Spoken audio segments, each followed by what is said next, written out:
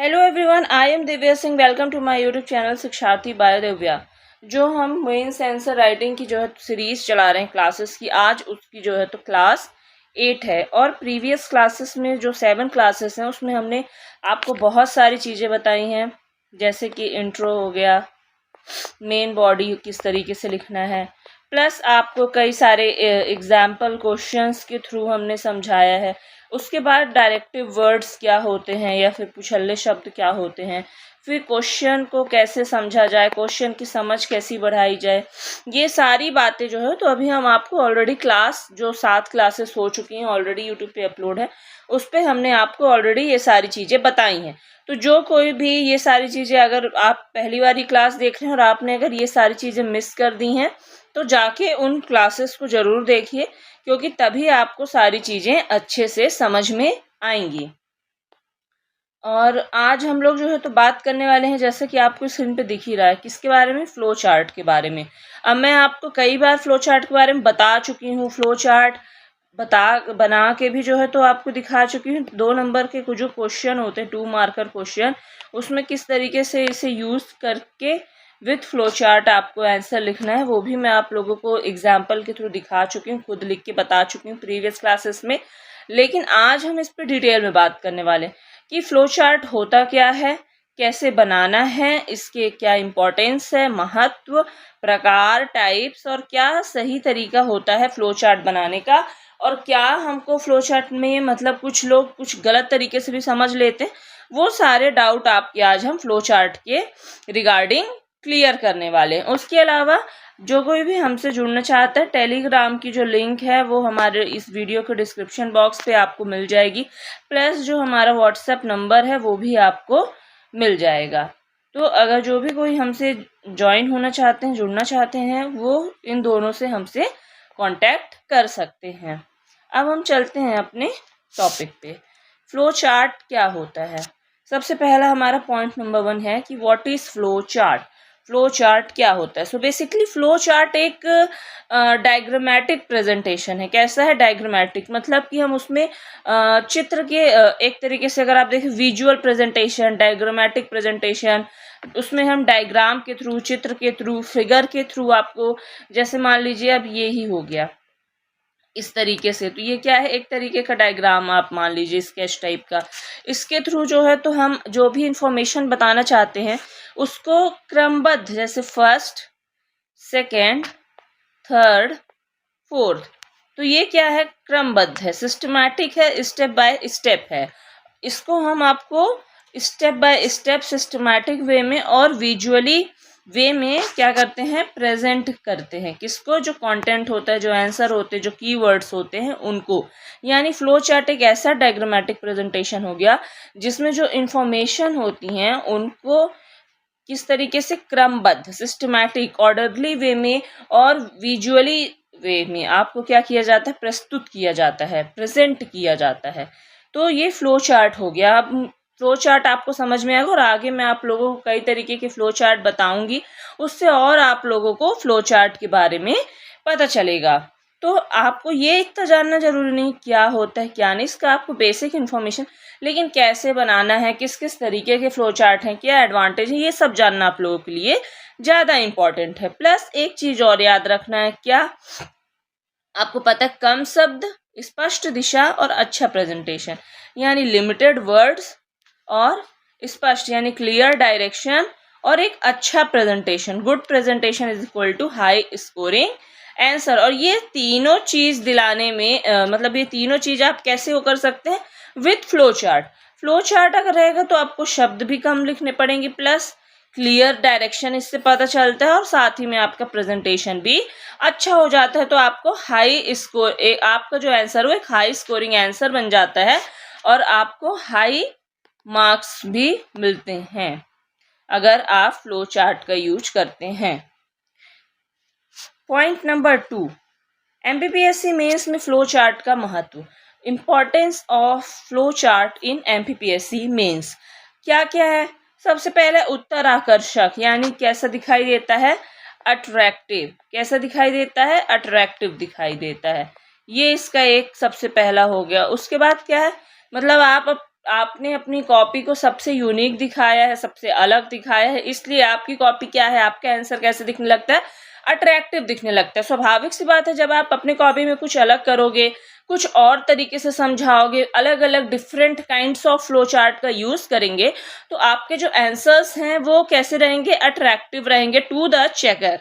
उसके अलावा एग्जामिनर को उत्तर जल्दी समझ में आ जाता है। क्या होता है, जो एग्जामिनर होता है उसको आंसर जल्दी समझ, क्यों, अब आप कहेंगे कि फ्लो चार्ट में ऐसा क्यों है कि जल्दी समझ में आता है, वो इसलिए आता है क्योंकि इसमें आप पॉइंट वाइज लिखते हैं।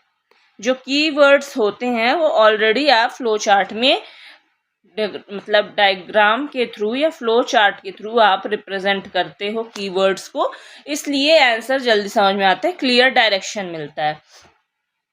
फिर नेक्स्ट है, कम समय में अधिक जानकारी प्रस्तुत हो जाती है। मतलब आप कम टाइम पे ज़्यादा से ज़्यादा चीज़ें, कम समय, उसके अलावा कम पेज या कम लाइन कह लीजिए, कुछ भी कह लीजिए, कम स्पेस कह लीजिए, उसमें आपको अधिक जानकारी आप प्रेजेंट कर सकते हैं।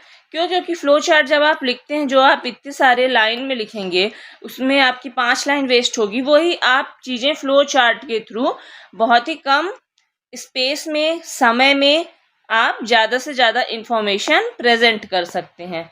उसके बाद फिर क्या है, उत्तर व्यवस्थित एवं तार्किक लगता है।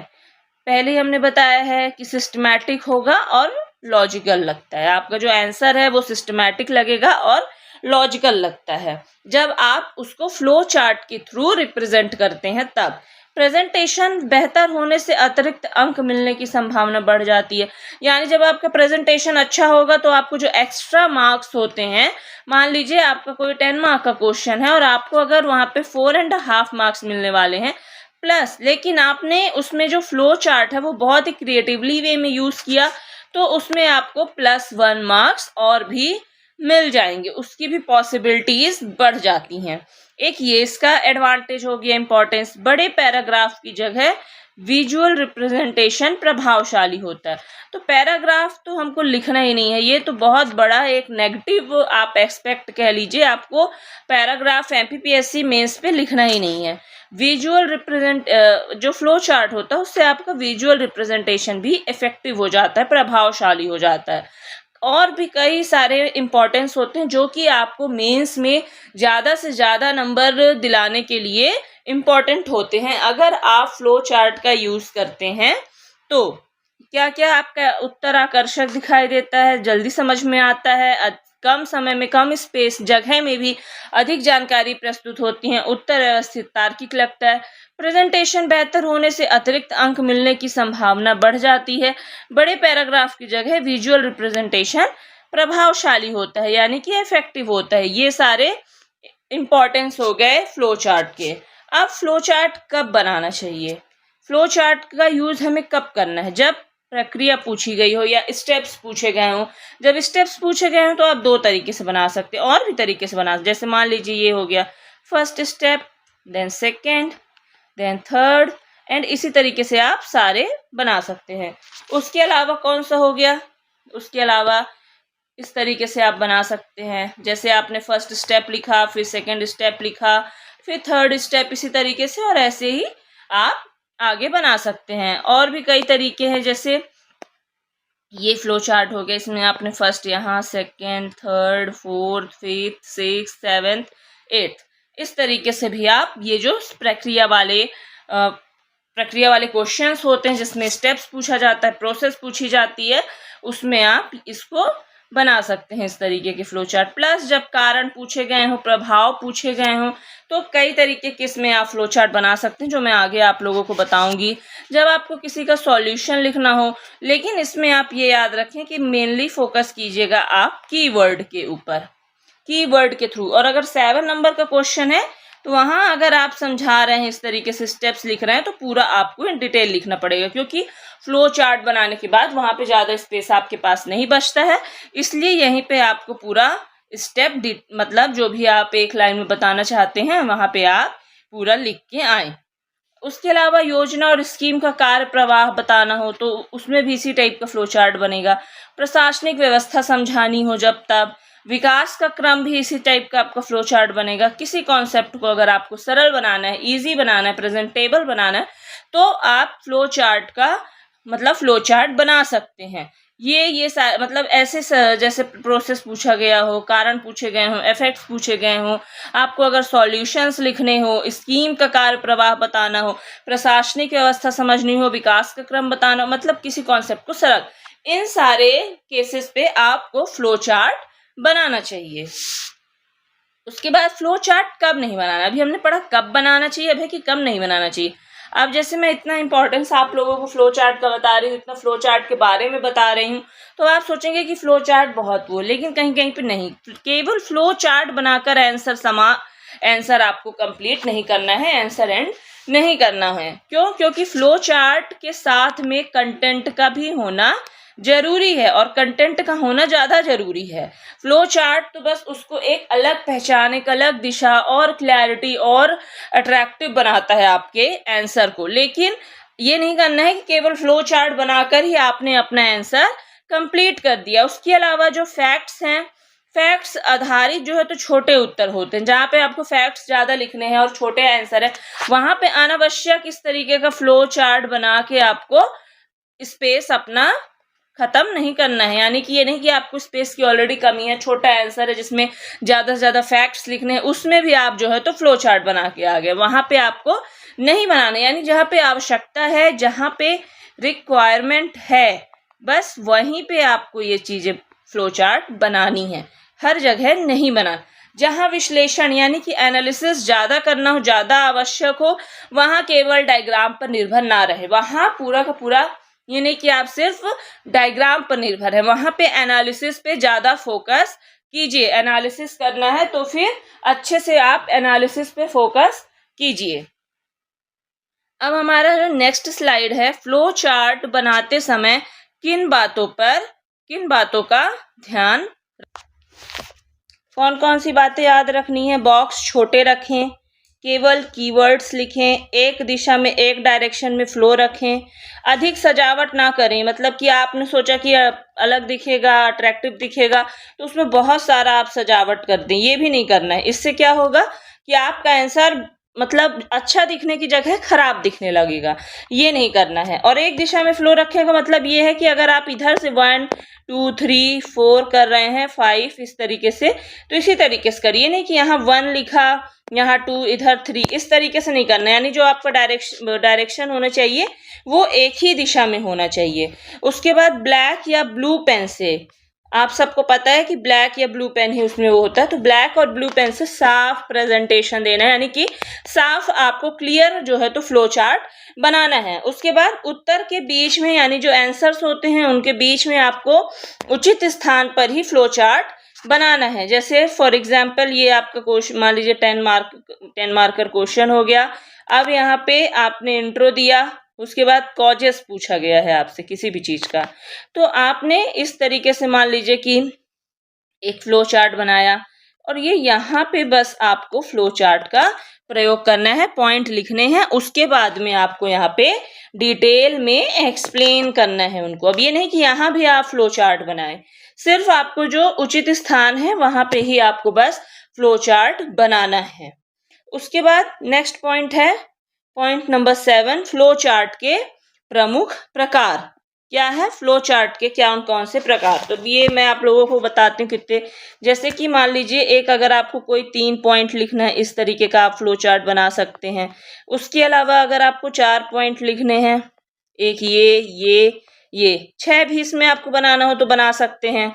उसके बाद एक अगर आपको 4 पॉइंट बनाने हैं तो एक इस तरीके से भी आप बना सकते हैं, फर्स्ट, सेकंड, थर्ड, फोर्थ, इस तरीके से आपका फ्लो चार्ट हो सकता है। प्लस इसके बाद आप जैसे भी बताया मैंने, ये हो गया, ये हो गया, इस तरीके के फ्लो चार्ट आप बना सकते हैं, जिसपे कि फर्स्ट पॉइंट यहाँ हो गया, सेकंड यहाँ, थर्ड यहाँ, फोर्थ यहाँ, फिफ्थ यहाँ और सिक्स्थ इधर हो गया। उसके बाद जो स्टेप वाले मैंने बताए फ्लो चार्ट, इस तरीके से हो गया ऐसे।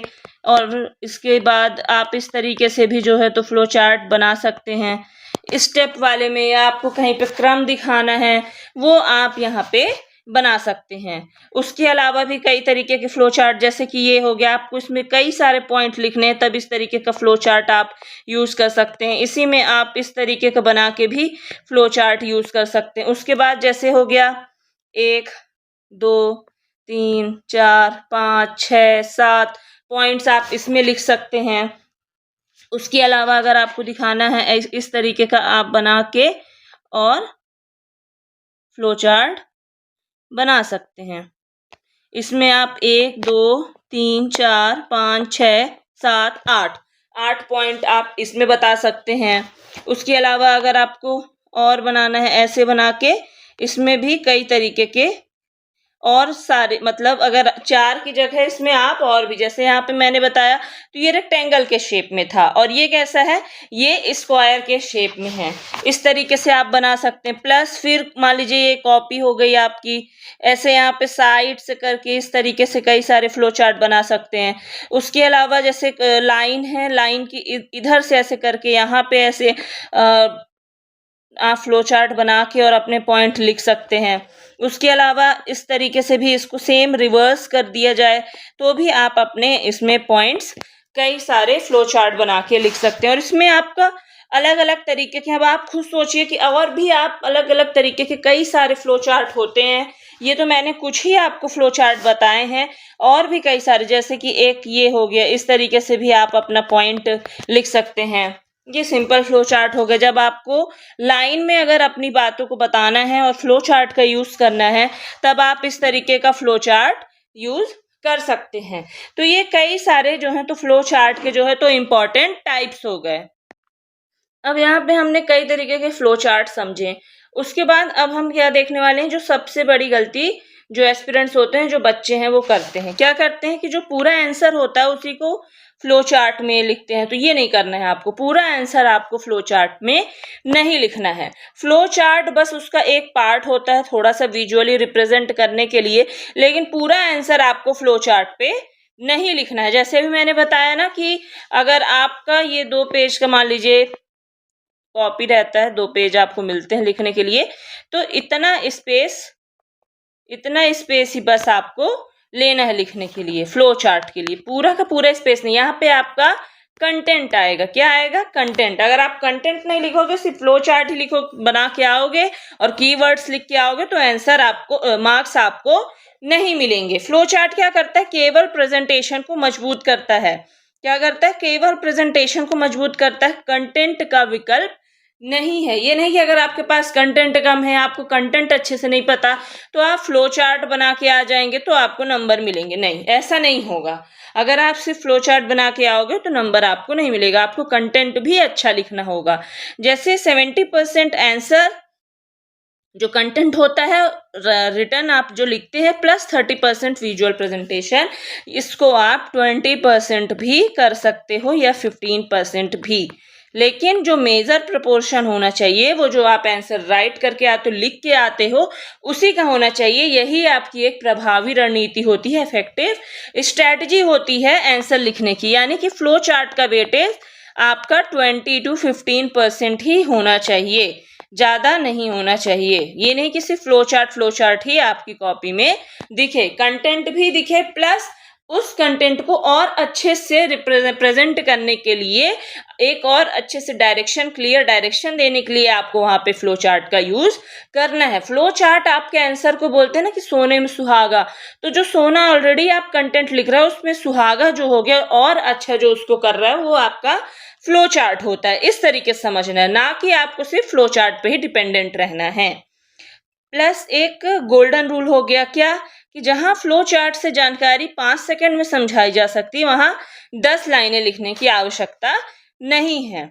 यानी कि जैसे आपका 7 मार्कर क्वेश्चन है, मान लीजिए आपने 1 लाइन का इसमें इंट्रो दिया, और अगर आप इस तरीके से यहाँ पे समझा रहे हैं, तो यहाँ पे आपको पूरा यहाँ पे लिखना। मान लीजिए इधर भी आपको हाफ 2 लाइन मिल गई, यहाँ भी आपको मिल गई, यहाँ भी, और आपको यहाँ पे अपना आंसर कंप्लीट करना। जो आप इतने में लिखते, पैराग्राफ में लिखते, या फिर यहाँ पे 1, 2, 3, 4 इस तरीके से करके लिखते, तो वो ना करके आपको क्या करना है, फ्लो चार्ट की एक ये ये और ये इस तरीके से आप अपने 5 पॉइंट या 6 पॉइंट लिख सकते हैं और कम समय में लिख सकते हैं।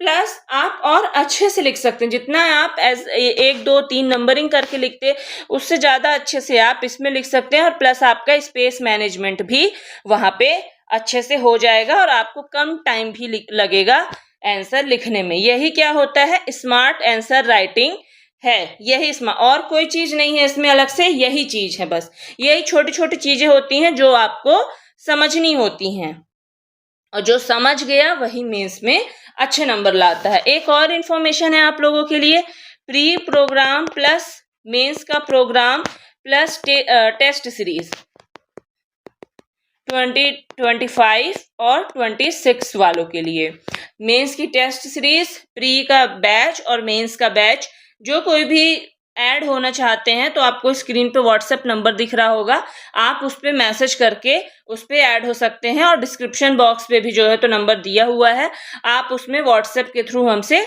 ऐड हो सकते हैं। आपको प्री मेंस या टेस्ट सीरीज की कोई भी चीज़ अगर आपको चाहिए, किसी भी चीज़ में आपको कोई भी कंफ्यूजन है, प्रॉब्लम है या डाउट है तो आप ऐड हो सकते हैं, ज्वाइन हो सकते हैं। फिर हमारा पॉइंट 10 क्या है, फाइनल टिप्स। हर मतलब ये लास्ट में कुछ टिप्स हैं जो मैं आप लोगों को बताना चाहती हूँ ताकि आप लोग और मतलब जो भी गलतियां करने वाले हों या ना करने वाले हों उसमें आप सुधर जाएं। हर आंसर में फ्लो चार्ट रिक्वायर्ड नहीं है, आवश्यक नहीं है, इस चीज को आपको समझना है।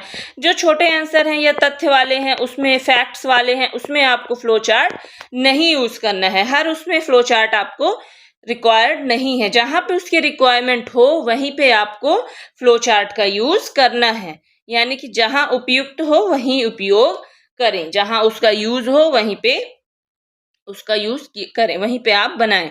प्रतिदिन आपको 5 से 10 फ्लो चार्ट का अभ्यास करना है। अब इसका मतलब ये नहीं कि आप फ्लो चार्ट बना बना के अभ्यास करें, नहीं, फ्लो चार्ट को आंसर में मतलब आपको आंसर लिखना है और फिर उसमें अलग अलग तरीके के फ्लो चार्ट बना के आपको अभ्यास करना है, प्रैक्टिस करना है। कीवर्ड्स और एरोस का सही प्रयोग करें, जो भी कीवर्ड्स होते हैं और एरो होते हैं उनका आपको सही प्रयोग करना है, अच्छे से प्रयोग करना है उनका। और उसके बाद क्या है, प्रेजेंटेशन और कंटेंट दोनों पर समान ध्यान दें। मैंने पहले भी बताया है कि प्रेजेंटेशन या फ्लो चार्ट बस से आपको नंबर नहीं मिलेंगे अगर आपका कंटेंट ज़्यादा नहीं है या अच्छा नहीं है। यानी कि प्रेजेंटेशन या फ्लो चार्ट आपको 15 से 20% ही अपने टोटल जो भी आपको स्पेस मिला है उसका 15 to 20% ही सिर्फ प्रेजेंटेशन और प्रेजेंटेशन के लिए आपको देना है, फ्लो चार्ट के लिए। बाकी पूरा का पूरा आपका कंटेंट के लिए स्पेस होता है।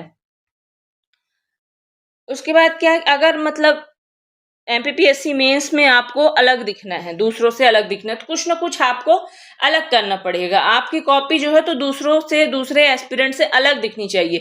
जब एग्जामिनर जो चेकर है वो जब आपकी कॉपी चेक करे तो उसको कुछ अलग लगे, कुछ यूनिक लगे, जिससे कि वो अट्रैक्टेड हो और अच्छे से और बारीकी से आपकी कॉपी चेक करने के लिए। तो वो केवल आपकी पढ़ाई से नहीं आएगा कि आपने सब कुछ पढ़ लिया तो आप जहाँ पे सबसे अच्छा लिख के आएंगे इस तरीके, बल्कि जो आपका आंसर का प्रेजेंटेशन होता है, जो आर्ट है आंसर को प्रेजेंट करने का, उसको भी आपको सीखना पड़ेगा। जब वो आप सीखेंगे तो ही आप जो है तो दूसरों से अलग दिखेंगे, आपकी जो कॉपी है वो दूसरों से अलग दिखेगी। और जो फ्लो चार्ट होता है वो यही काम करता है। फ्लो चार्ट क्या करता है, जो आपका आंसर है, आपकी जो आंसर राइटिंग उसको क्या कर देता है, प्रोफेशनल, अट्रैक्टिव और हाई स्कोरिंग बनाता है। क्या बनाता है, प्रोफेशनल, अट्रैक्टिव और हाई स्कोरिंग बनाता है। क्या, फ्लो चार्ट आपके आंसर राइटिंग को।